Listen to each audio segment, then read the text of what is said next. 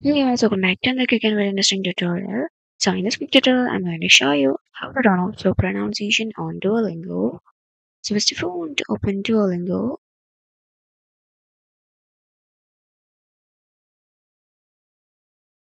it's opening it. Here on the left, you can see here menu options, and here is the last option. You can see here more. Click on that. And from here is an option. You can see here settings. Click on that. And from here, scrolling down, here you can see the language that you had been learning, and in that section, as an option, you can see here show pronunciation. And on the right side of that, you can see that it had been turned on. So by clicking it, you can turn it off. So now you can see that you had been turned off show pronunciation on Duolingo. So that's it for this quick tutorial. I hope this video will be helpful for you. Make sure to hit the like button and the subscribe button for more such quick and very interesting tutorials. See you in the next one. Take care.